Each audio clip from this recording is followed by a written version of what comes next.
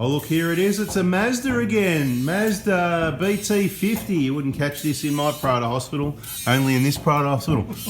I'm not going to interrupt you because I know you're counting the pumps, you count.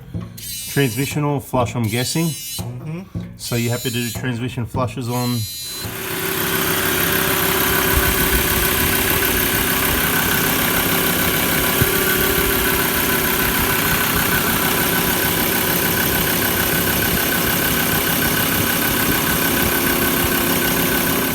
We're at our workshop partner, the other Prada hospital, and we're just going to quickly have a look under this Mazda. Yes, they do some work on Mazdas and the transmission flush they're working on at the moment. This is the Mazda that one of our clients, he was picking up his Prado after the injector replacement, and we did a short video with that noise with the engine starting, and we're going to confirm what that was all about in this video. We'll get to the parts on the bench and I'll show you how noisy the bearing was and which one it was. But I thought before we do that, we'll just quickly go through and have a bit of a look under this BT50. And what's this? Can someone, is this done 100 or 200,000? I can't remember. He told me. Anyway, about 100. Yeah, it's in the other video anyway, right? So these guys, they've just done the diff oil change. How's this for weird sizes? There's like, they look like 24s, don't they? Yeah, they look like 24s. Apparently, one of them at least is a 23. Ridiculous, right? But look, it looks. It's a axle with a leaf spring, shockers. Looks much like a Hilux really anyway. Fuel tank, plastic guard just like the Hilux. It looks pretty clean under here. Obviously it doesn't go off-road, and yeah, good idea to do the transmission flush, which the boys are just taking care of that. I'm just having a look around myself. I haven't looked under this vehicle yet. I'm not going to see much at 100,000 on any vehicle these days. 20 years ago you'd look under here, there'd be oil everywhere, you know, on a 1990s vehicle. Yeah, not much to see here. I think we'll just go to the bench and have a look at the noisy part for anybody that wants to know what the noise was. So the client has provided the parts, and it was the Dayco replacements he went for. And here you've got 3 pulleys with bearings in them. This is going to be hard to do.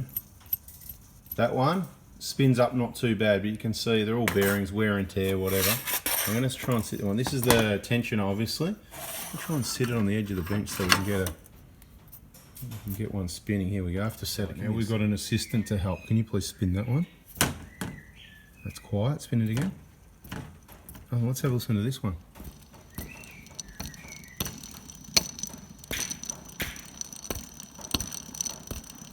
Hear that? A little bit of noise. Now, when you spin it fast, when I was spinning it before, it's a lot worse than that. So the one that let this vehicle down, I'll just show you, I'll just go back a little bit. You can see the tensioner, orientation.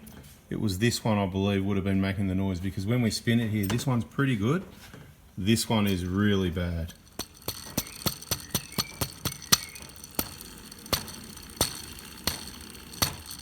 It is hard to hear the noise, but it's there and it's big time. Maybe if you lean the pulley, try leaning it back slightly this way. Do that. Yeah, that's it. Noisy as. What about this one? Does this one make any noise? No, it's quiet in comparison, so we know that it's that one there. So if you wanted to do it the cheap way, you could probably you might be able to buy a genuine pulley and just unbolt that and change just the pulley, or you might be able to take the pulley off, see what bearings in there, and replace just the bearing lock, what we do for the BFE kit. Anyway, I hope you liked looking under the BT50. Just wanted to give you a bit of a follow-up with that noise from that other short video. Hopefully it's out. Hopefully I put these videos out in order. So if you liked it and that helps you fix your noise, hit the like button, subscribe, turn the bell on. Better videos coming your way. See ya.